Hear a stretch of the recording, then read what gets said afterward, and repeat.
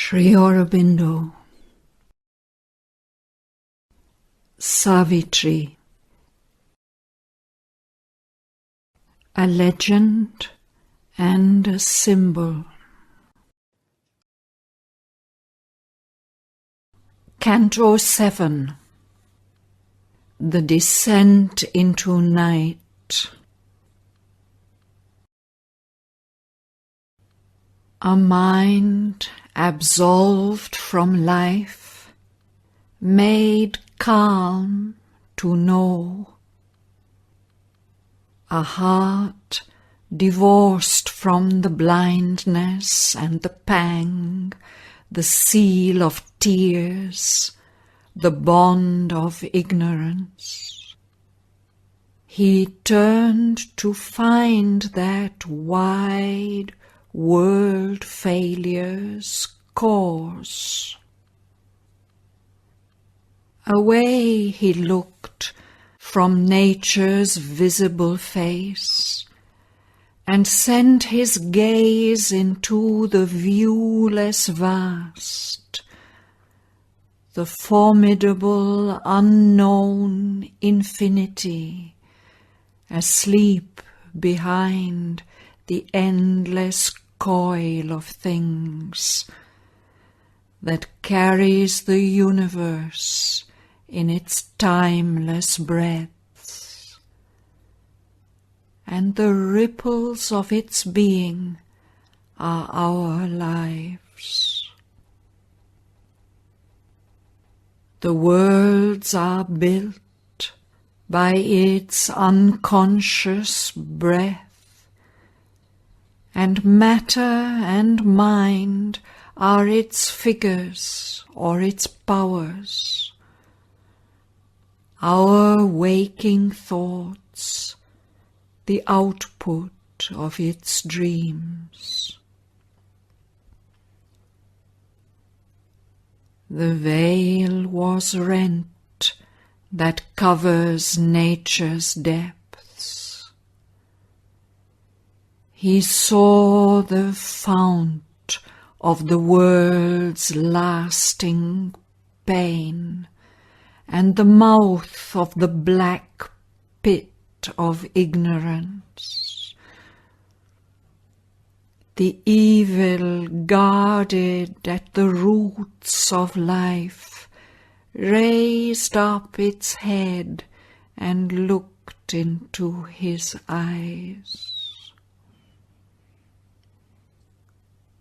On a dim bank where dies subjective space, from a stark ridge overlooking all that is, a tenebrous, awakened nescience, her wide blank eyes wondering at time and form, stared at the inventions of the living void, and the abyss whence our beginnings rose.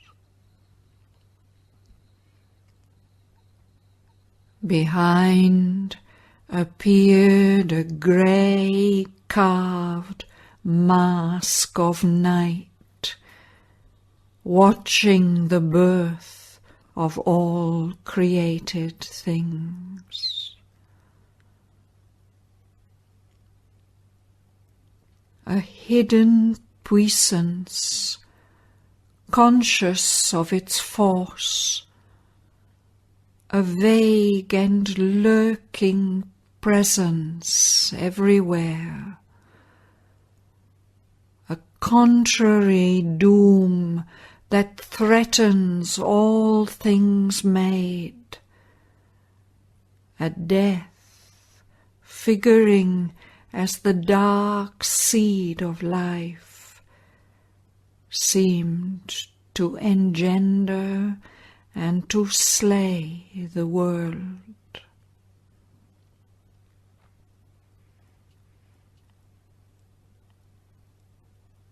Then from the sombre mystery of the gulfs, and from the hollow bosom of the mask,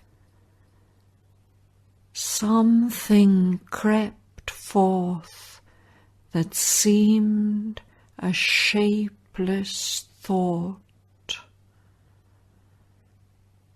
A fatal influence upon creatures stole, whose lethal touch pursued the immortal spirit. On life was laid the haunting finger of death, and overcast with error, grief and pain, the soul's native will for truth and joy and light.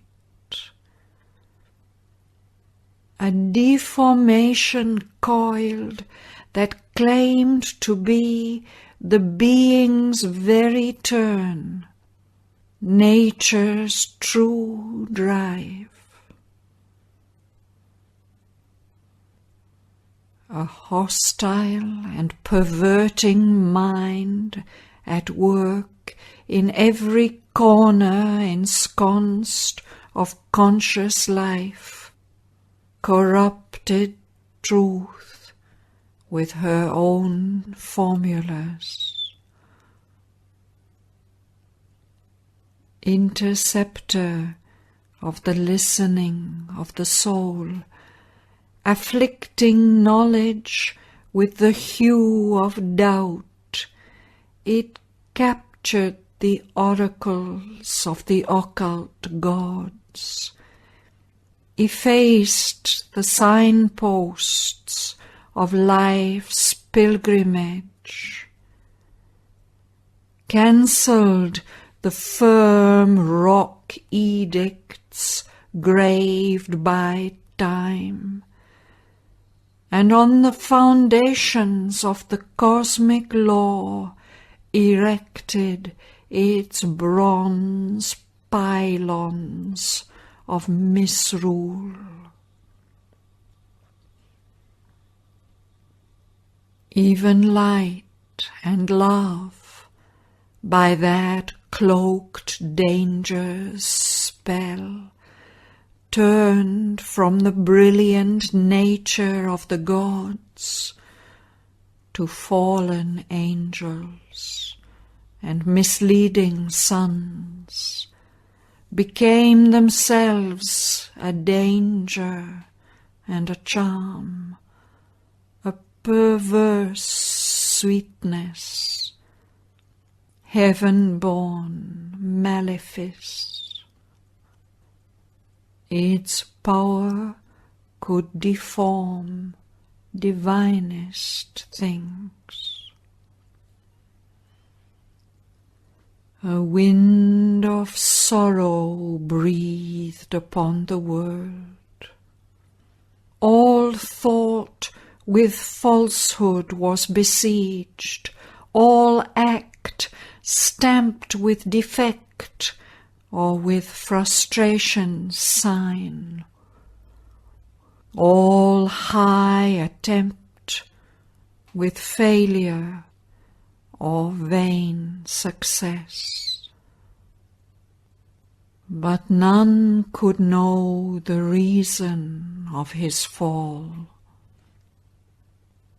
The grey mask whispered, and though no sound was heard, yet in the ignorant heart a seed was sown that bore black fruit of suffering, death, and bale.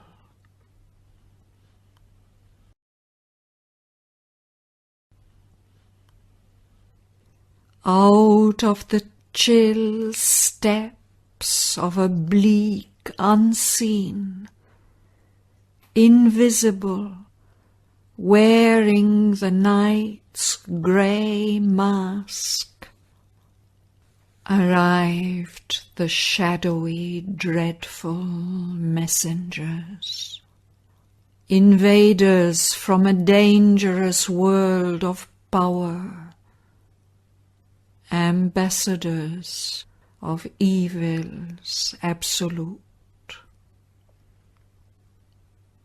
In silence the inaudible voices spoke, hands that none saw planted the fatal grain. No form was seen, yet a dire work was done. An iron decree in crooked uncials written imposed a law of sin and adverse fate. Life looked at him with changed and sombre eyes. Her beauty he saw, and the yearning heart in things that with a little happiness is content, answering to a small ray of truth or love. He saw her gold sunlight and her far blue sky, her green of leaves and hue and scent of flowers, and the charm of children, and the love of friends, and the beauty of women, and kindly hearts of men. But saw too the dreadful powers that drive her moods, and the anguish she has strewn upon her ways. Fate waiting on the unseen steps of men, and her evil and sorrow, and last gift of death. A breath of disillusion and decadence, corrupting, watched for life's maturity, and made to rot the full grain of the soul. Progress became a purveyor of death. A world that clung to the law of a slain light, cherished the putrid corpses of dead truths, hailed twisted forms as things free, new and true. Beauty from ugliness and evil drank, feeling themselves guests at a banquet of the gods, and tasted corruption like a high-spiced food. A darkness settled on the heavy air. It hunted the bright smile from nature's lips, and slew the native confidence in her heart, and put fear's crooked look into her eyes. The lust that warps the spirit's natural good, replaced by a manufactured virtue and vice, the frank, spontaneous impulse of the soul, afflicting nature with the duals lie, their twin values whetted a forbidden zest, made evil a relief from spurious good. The ego battened on righteousness and sin, and each became an instrument of hell. In rejected heaps by a monotonous road, the old simple delights were left to lie on the wasteland of life's descent to night. All glory of life was dimmed, tarnished with doubt. All beauty ended in an aging face.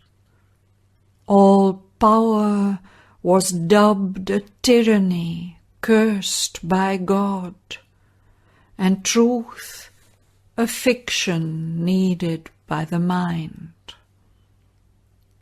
The chase of joy was now a tired hunt.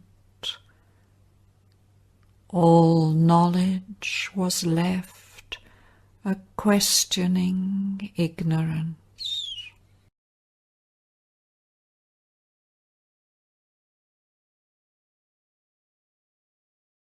As from a womb obscure he saw emerge the body and visage of a dark unseen, hidden behind the fair outsides of life.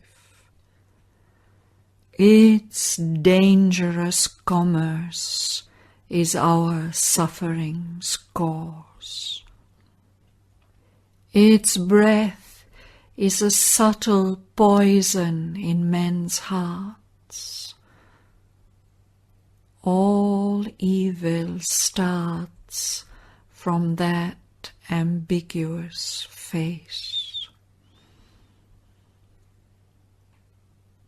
A peril haunted now the common air. The world grew full of menacing energies, and wherever turned for help or hope his eyes, in field and house, in street and camp and mart, he met the prowl and stealthy come and go of armed, disquieting, bodied influences.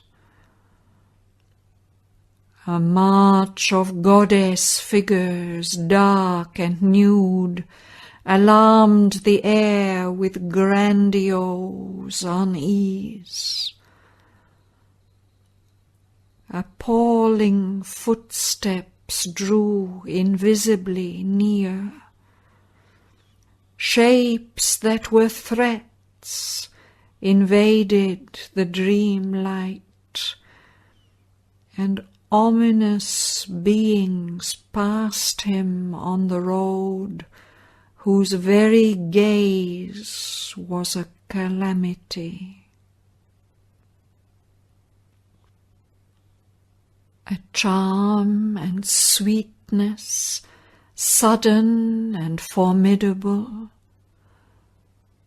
faces that raised alluring lips and eyes, approached him armed with beauty like a snare, but hid a fatal meaning in each line, and could in a moment dangerously change. But he alone discerned that screened attack. A veil upon the inner vision lay. A force was there that hid its dreadful steps. all was belied, yet thought itself the truth. All were beset, but knew not of the siege, for none could see the authors of their fall. Aware of some dark wisdom still withheld, that was the seal and warrant of this strength, he followed the track of dim, tremendous steps, returning to the night from which they came. A tract he reached, unbuilt and owned by none. There all could enter, but none stay for long. It was a no-man's land of evil air, a crowded neighborhood without one home, a borderland between the world and hell. There unreality was nature's lord. It was a space where nothing could be true, for nothing was what it had claimed to be. A high appearance wrapped a specious void. Yet nothing would confess its own pretense, even to itself, in the ambiguous heart.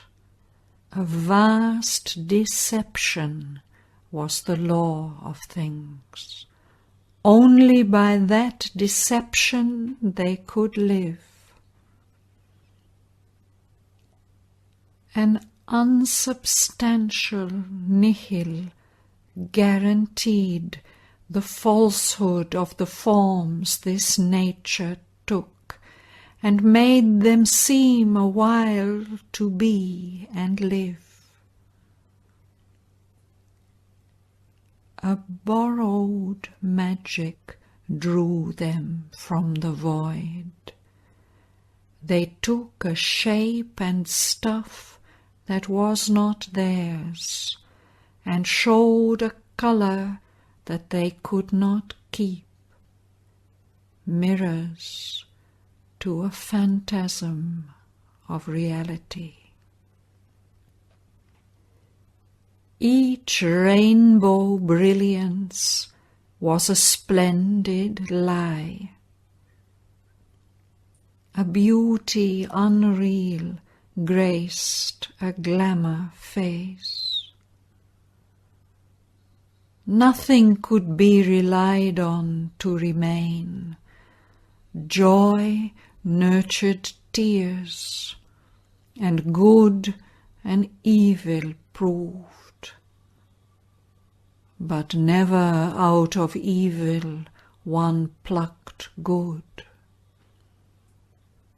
Love ended early in hate, delight killed with pain. Truth into falsity grew, and death ruled life. A power that laughed at the mischiefs of the world, an irony that joined the world's contraries and flung them into each other's arms to strive, put a sardonic rictus on God's face.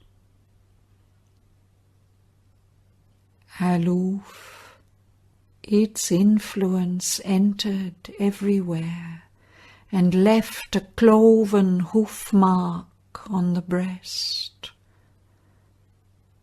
A twisted heart and a strange sombre smile mocked at the sinister comedy of life.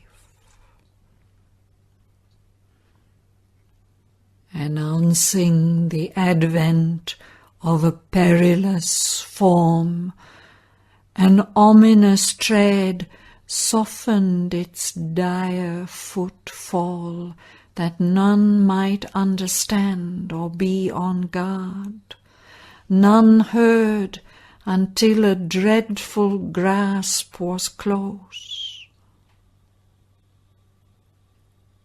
Or else all augured a divine approach, an air of prophecy felt, a heavenly hope, listened for a gospel, watched for a new star. The fiend was visible, but cloaked in light. He seemed a helping angel from the skies. He armed untruth with scripture and the law. He deceived with wisdom, with virtue slew the soul, and led to perdition by the heavenward path. A lavish sense he gave of power and joy, and when arose the warning from within, he reassured the ear with dulcet tones, or took the mind captive in its own net. His rigorous logic made the false seem true. Amazing the elect with holy law, he spoke as with the very voice of God. The air was full of treachery and ruse. Truth-speaking was a stratagem in that place. Ambush lurked in a smile, and peril made safety its cover, trust its entry's gate. Falsehood came laughing with the eyes of truth. Each friend might turn an enemy or spy. The hand one clasped ensleeved a dagger's stab, and an embrace could be doom's iron cage. Agony and danger stalked their trembling prey, and softly spoke as to a timid friend. Attack sprang suddenly vehement and unseen. Fear leaped upon the heart at every turn, and cried out with an anguished, dreadful voice. It called for one to save, but none came near. All warily walked, for death was ever close. Yet caution seemed a vain expense of care, for all that guarded proved a deadly net. And when, after long suspense, salvation came and brought a glad relief, disarming strength, it served as a smiling passage to worse fate. There was no truce, and no safe place to rest. One dared not slumber or put off one's arms. It was a world of battle and surprise. All who were there lived for themselves alone. All warred against all, but with a common hate turned on the mind that sought some higher good.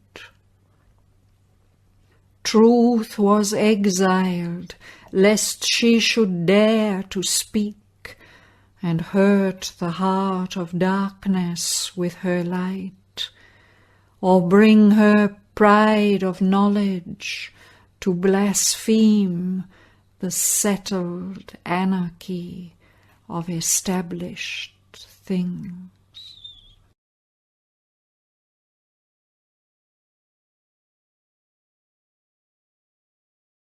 Then the scene changed, but kept its dreadful core. Altering its form, the life remained the same.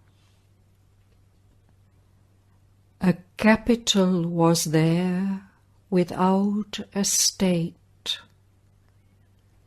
It had no ruler, only groups that strove. He saw a city of ancient ignorance, founded upon a soil that knew not light. There each in his own darkness walked alone. Only they agreed to differ in evil's paths, to live in their own way for their own selves, or to enforce a common lie and wrong. There ego was lord upon his peacock seat, and falsehood sat by him, his mate and queen. The world turned to them as heaven to truth and God. Injustice justified by firm decrees the sovereign weights of error's legalized trade. But all the weights were false, and none the same. Ever she watched with her balance and a sword, lest any sacrilegious word expose the sanctified formulas of her old misrule. In high professions wrapped, self-will walked wide, and license stalked, prating of order and right. There was no altar raised to liberty.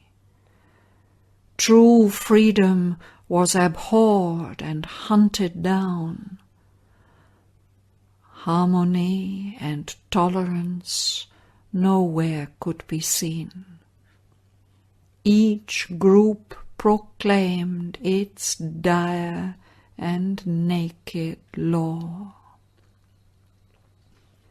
A frame of ethics knobbed with scriptural rules, or a theory passionately believed and praised, a table seemed of high heaven's sacred code. A formal practice, mailed and iron-shod, gave to a rude and ruthless warrior kind, drawn from the savage bowels of the earth, a proud, stern poise of harsh nobility, a civic posture rigid and formidable. But all their private acts belied the pose. Power and utility were their truth and right.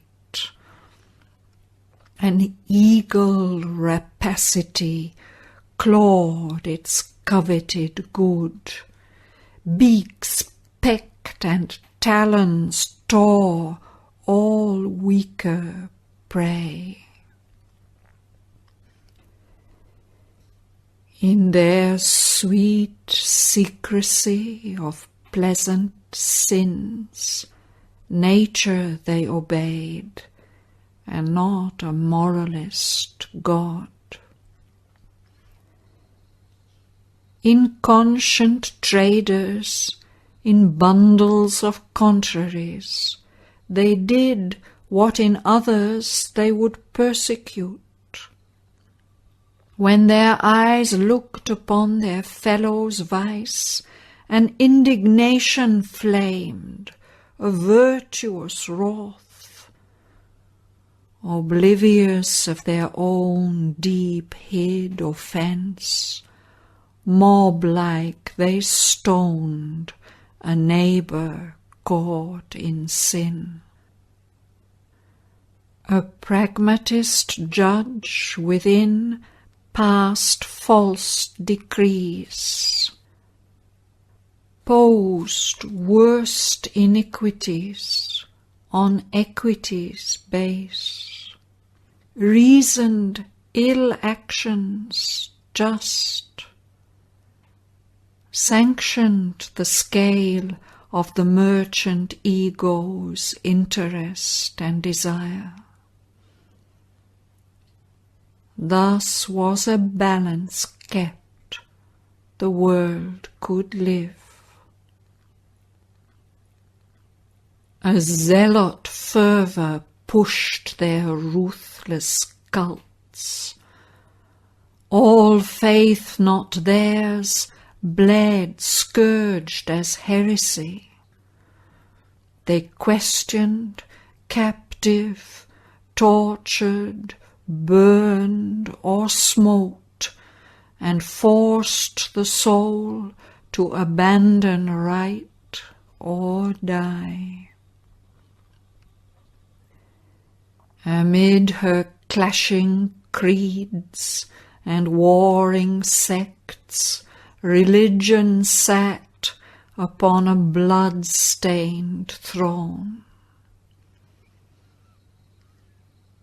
100 tyrannies oppressed and slew, and founded unity upon fraud and force. Only what seemed was prized as real there.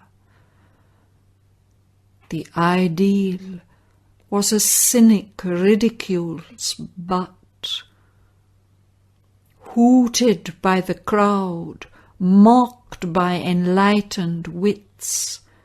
Spiritual seeking wandered, outcasted. A dreamer's self-deceiving web of thought, or mad chimera deemed, or hypocrite's fake. Its passionate instinct trailed through minds obscure, lost in the circuits of the ignorance. A lie was there the truth, and truth a lie.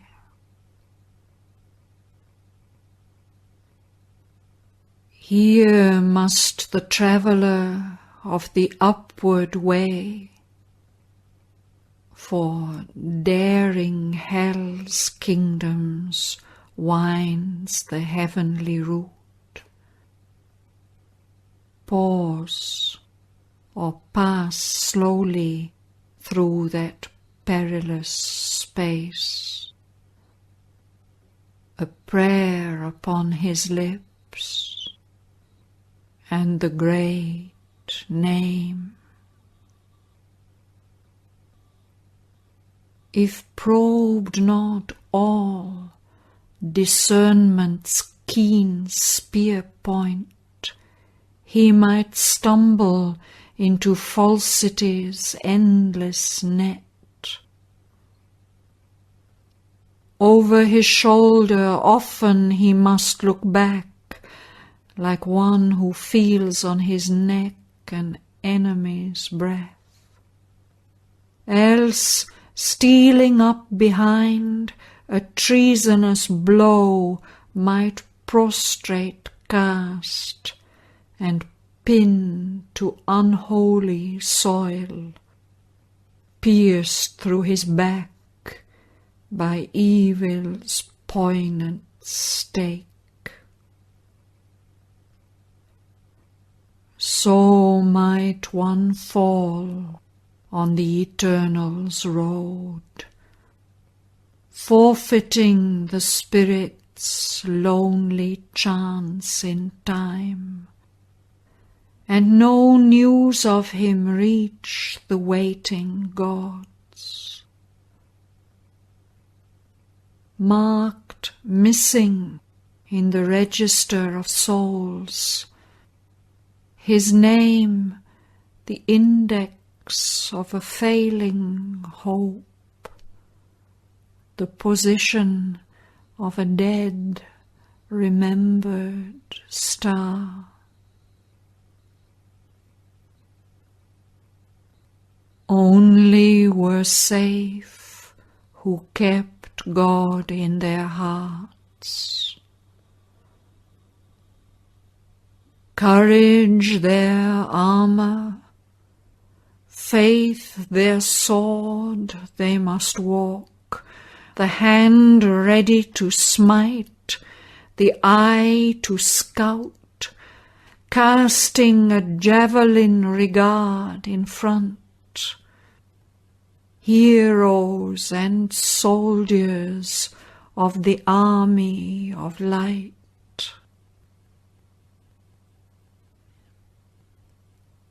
Hardly even so the grisly danger past, released into a calmer, purer air, they dared at length to breathe and smile once more.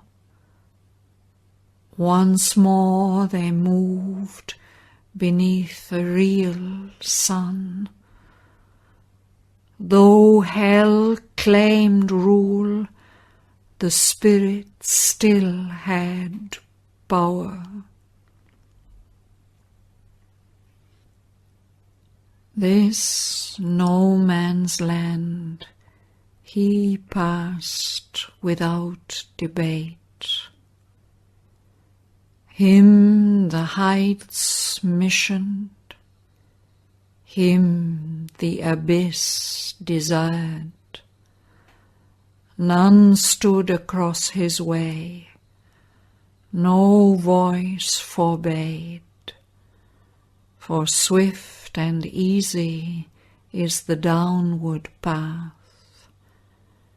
And now towards the night was turned his face.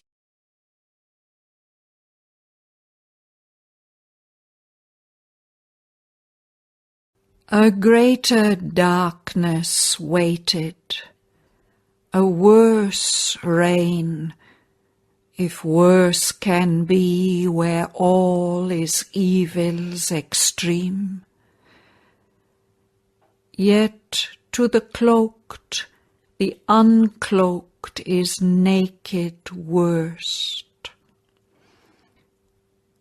There God and truth and the supernal light had never been, or else had power no more. As when one slips in a deep moment's trance over mind's border into another world,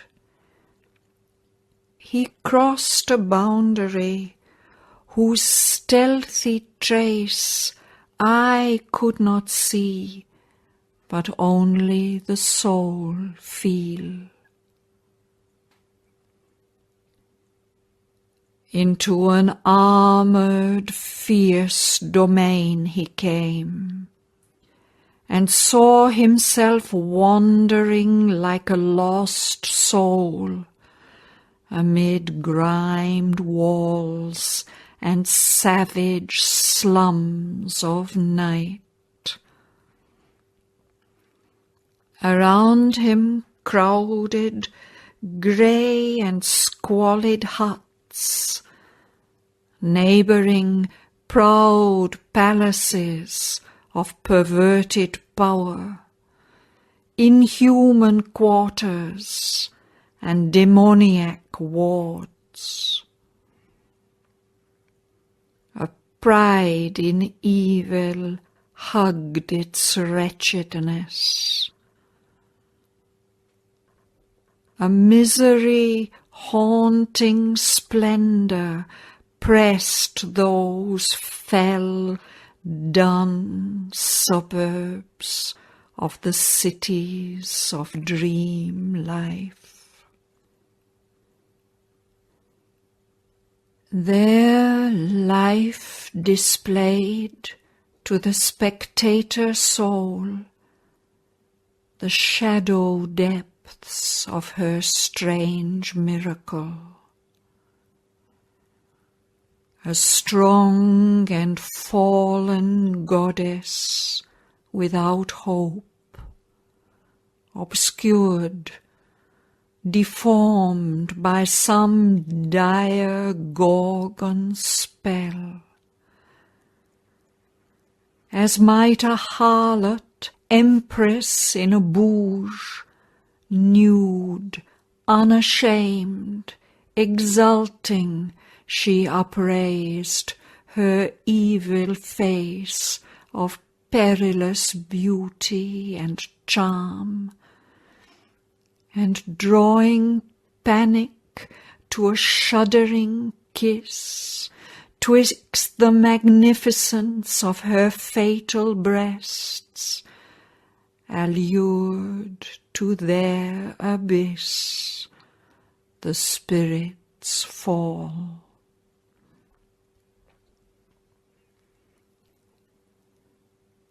Across his field of sight she multiplied, as on a scenic film or moving plate, the implacable splendour of her nightmare pomps. On the dark background of a soulless world, she staged between a lurid light and shade her dramas of the sorrow of the depths, written on the agonized nerves of living things, epics of horror and grim majesty, wry statues spat and stiffened in life's mud, a glut of hideous forms and hideous deeds, paralyzed pity in the hardened breast. In booths of sin and night repairs of vice, styled infamies of the body's concupiscence and sordid imaginations etched in flesh turned lust into a decorative art. Abusing nature's gift, her pervert skill immortalized the sown grain of living death.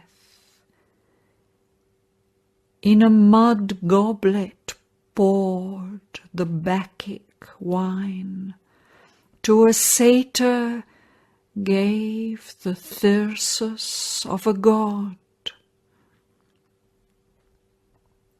Impure, sadistic, with grimacing mouths, grey foul inventions, gruesome and macabre, came televisioned from the gulfs of night.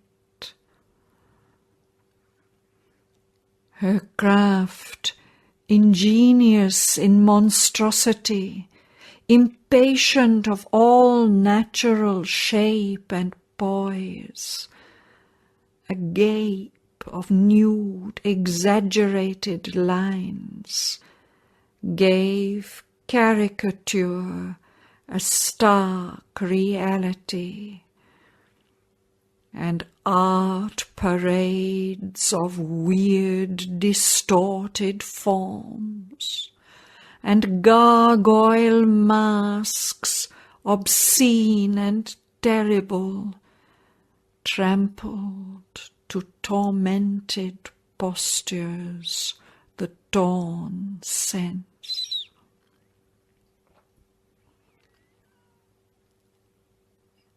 An inexorable evil's worshipper,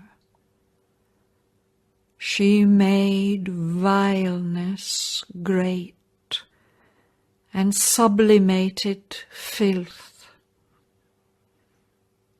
A dragon power of reptile energies and strange epiphanies of grovelling force, and serpent grandeurs couching in the mire, drew adoration to a gleam of slime.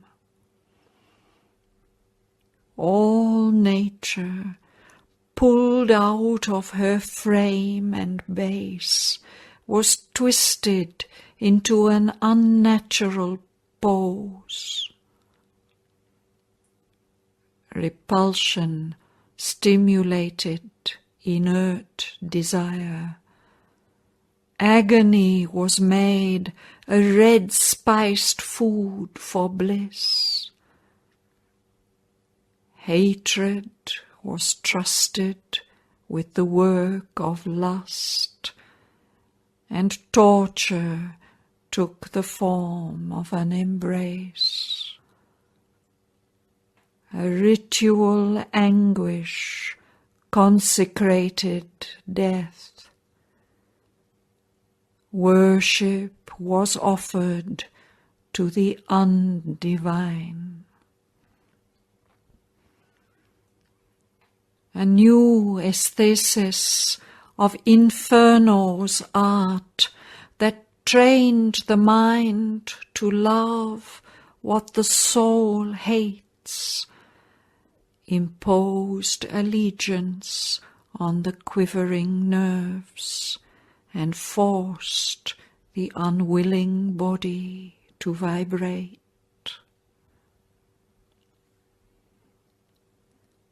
Too sweet and too harmonious to excite in this regime that soiled the being's core.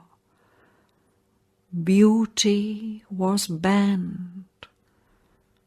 The heart's feeling dulled to sleep, and cherished in their place sensations, thrills.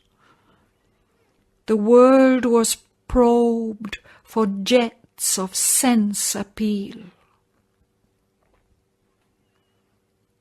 Here cold material intellect was the judge, and needed sensual prick and jog and lash, that its hard dryness and dead nerves might feel some passion and power and acrid point of life.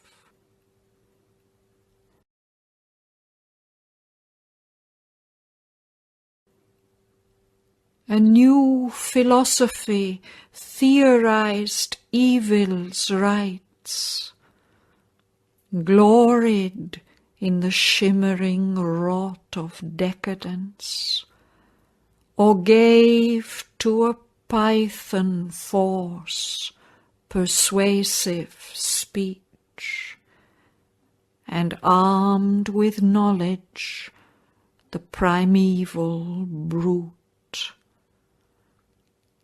Over life and matter only brooding bowed, mind changed to the image of a rampant beast.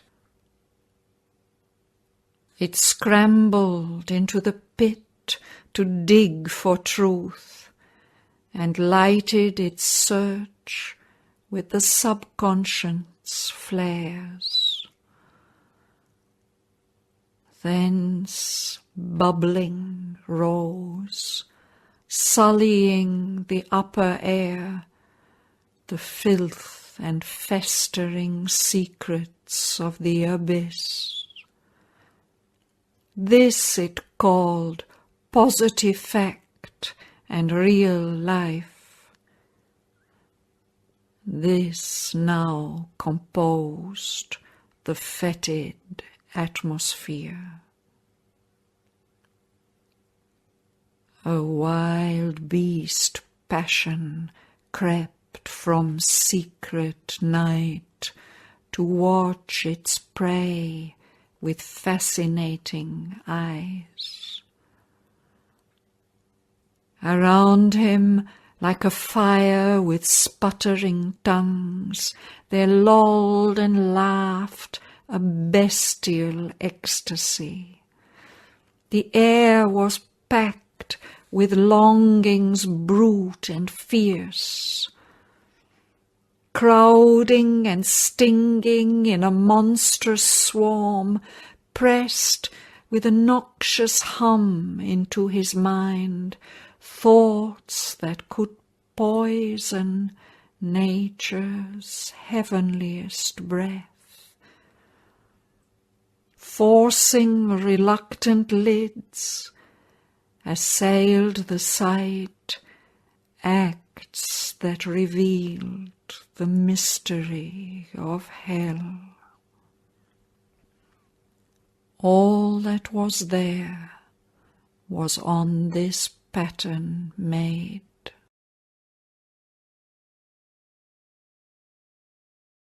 A race possessed inhabited those parts.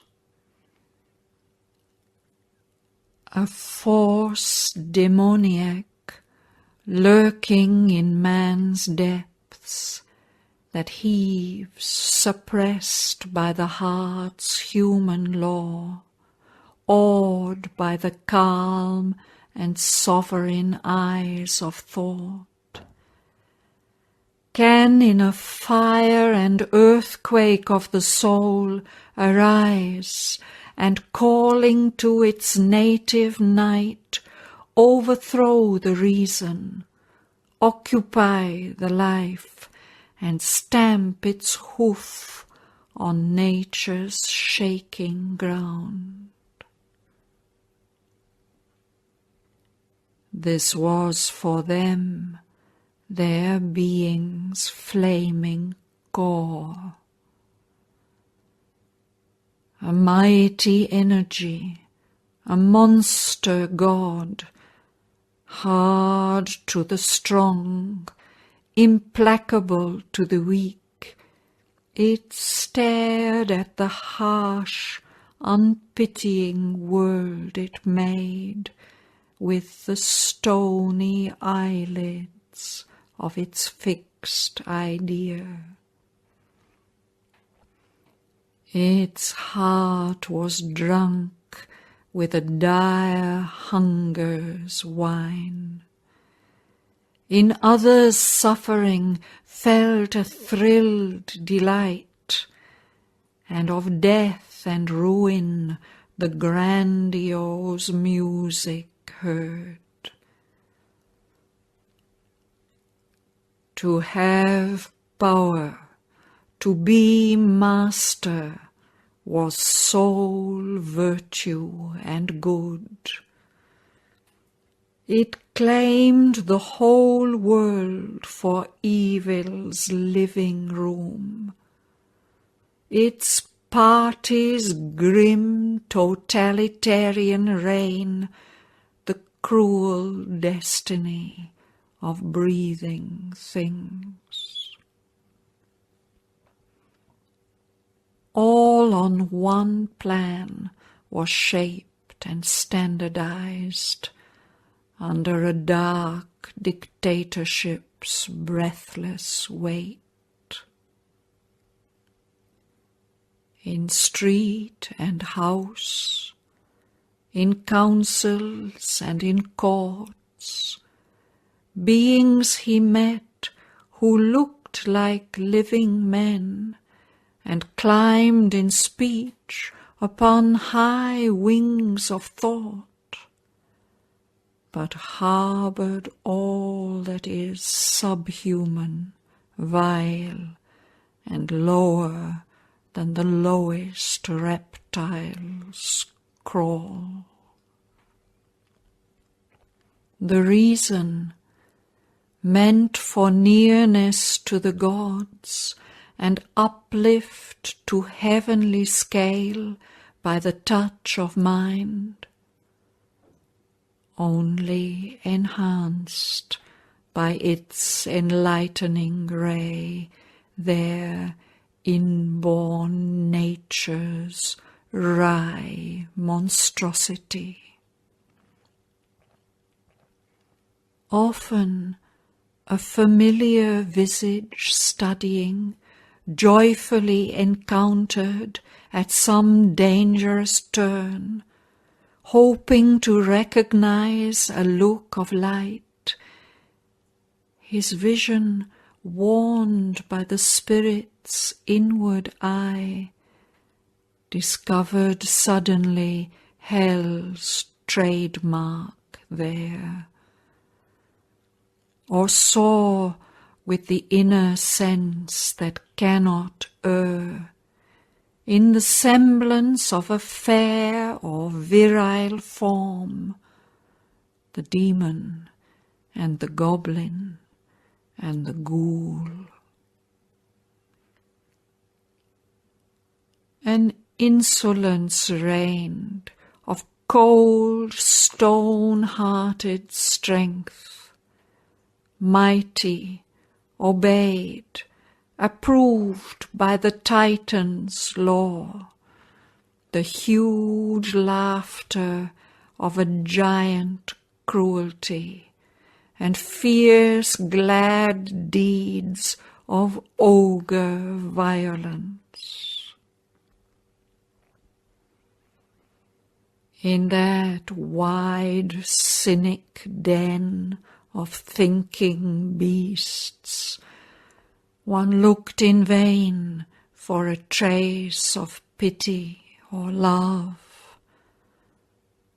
There was no touch of sweetness anywhere, but only force and its acolytes, greed and hate. There was no help for suffering, none to save. None dared resist or speak a noble word. Armed with the aegis of tyrannic power, signing the edicts of her dreadful rule, and using blood and torture as a seal. Darkness proclaimed her slogans to the world. A servile, blinkered silence hushed the mind, or only it repeated lessons taught, while mitred, holding the Good Shepherd's staff, falsehood enthroned on awed and prostrate hearts, the cults and creeds that organize living death and slay the soul on the altar of a lie. All were deceived or served their own deceit. Truth in that stifling atmosphere could not live. Their wretchedness believed in its own joy, and fear and weakness hugged their abject depths. All that is low and sordid-thoughted, base, all that is drab and poor and miserable, breathed in a lax content its natural air, and felt no yearning of divine release. Arrogant, jibing at more luminous states, the people of the gulfs despised the sun. A barriered autarky excluded light. Fixed in its will to be its own grey self, it vaunted its norm unique and splendid type. It soothed its hunger with a plunderer's dream. Flaunting its cross of servitude like a crown, it clung to its dismal, harsh autonomy. A bull throat bellowed with its brazen tongue. Its hard and shameless clamour filling space and threatening all who dared to listen to truth, claimed the monopoly of the battered ear. A deafened acquiescence gave its vote, and braggart dogmas shouted in the night, kept for the fallen soul once deemed a god, the pride of its abysmal absolute.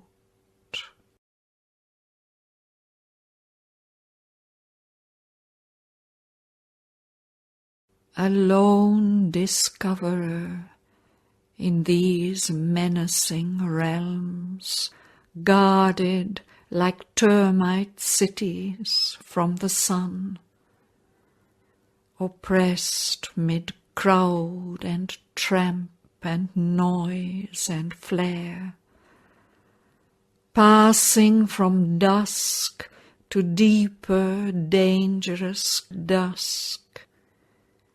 He wrestled with powers that snatched from mind its light and smote from him their clinging influences. Soon he emerged in a dim, wall-less space, for now the peopled tracts were left behind. He walked between wide banks of failing eve. Around him grew a gaunt spiritual blank, a threatening waste, a sinister loneliness that left mind bare to an unseen assault, an empty page on which all that willed could write stark, monstrous messages without control. A travelling dot on downward roads of dusk, mid barren fields and barns and straggling huts and a few crooked and phantasmal trees, he faced a sense of death and conscious void. But still a hostile life unseen was there, whose death-like poise, resisting light and truth, made living a bleak gap in nullity.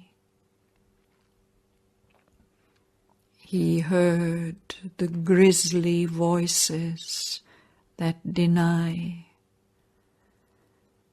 assailed by thoughts that swarmed like spectral hordes, a prey to the staring phantoms of the gloom, and terror approaching with its lethal mouth.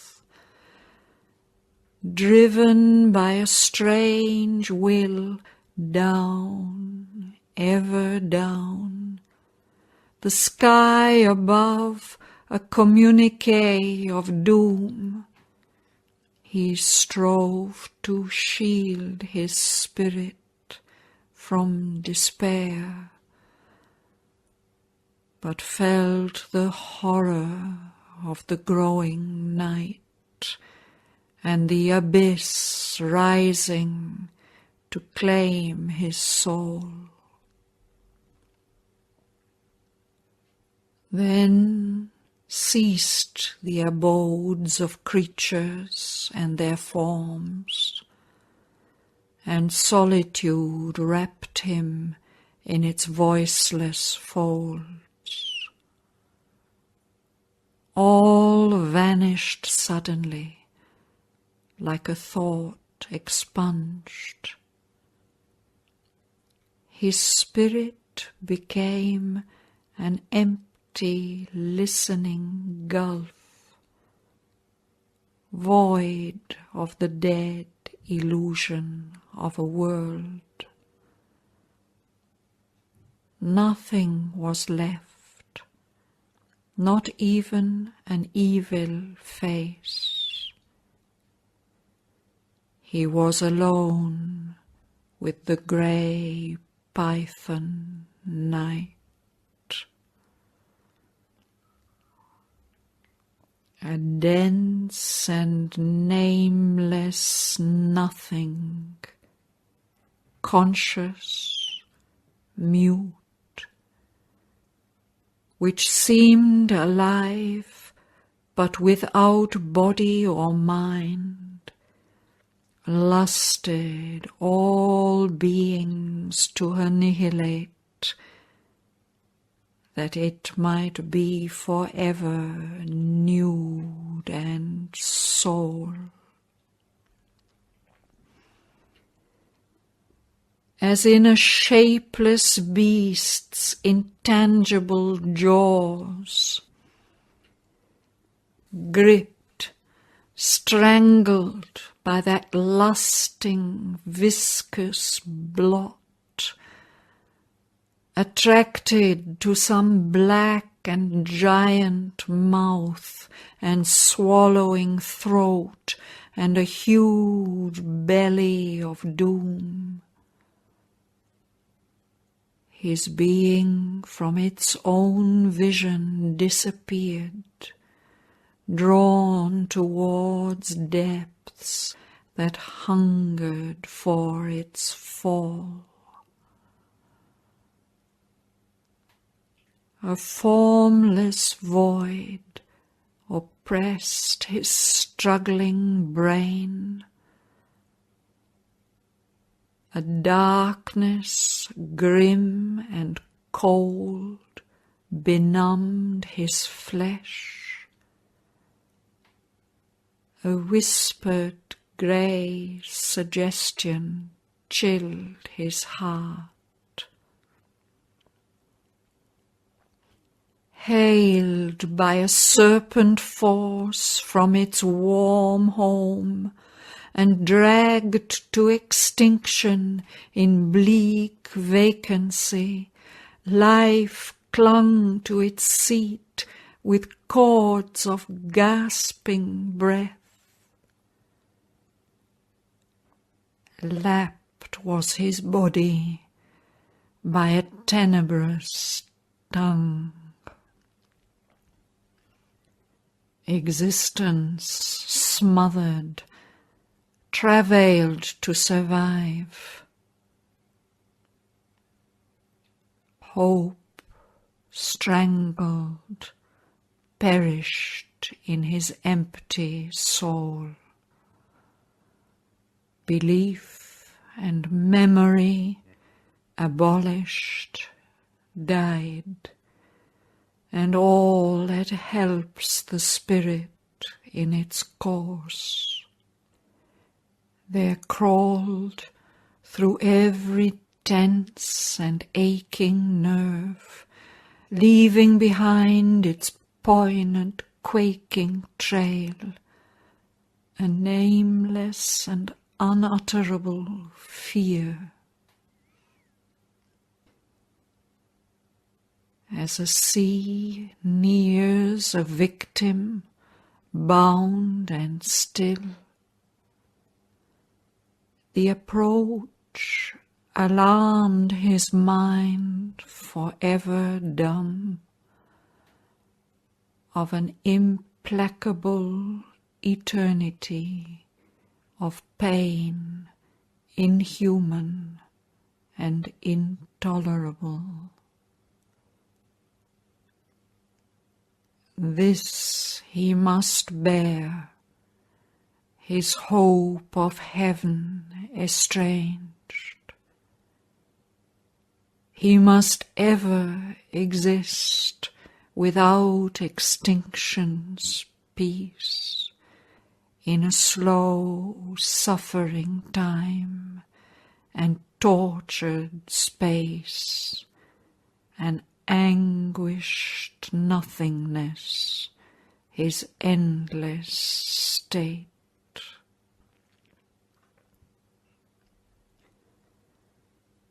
A lifeless vacancy was now his breast, and in the place where once was luminous thought, only remained, like a pale, motionless ghost, an incapacity for faith and hope,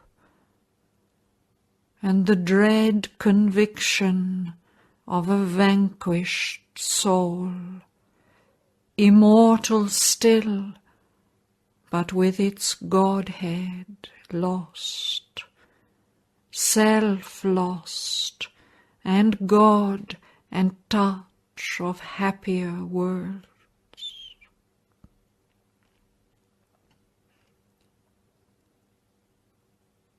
But he endured,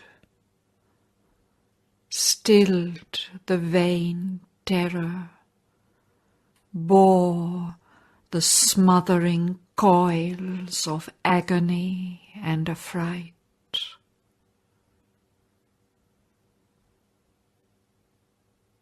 Then peace returned, and the soul's sovereign gaze. To the blank horror a calm light replied, immutable, undying and unborn, mighty and mute, the Godhead in him woke, and faced the pain and danger of the world. He mastered the tides of nature with a look. He met with his bare spirit naked hell.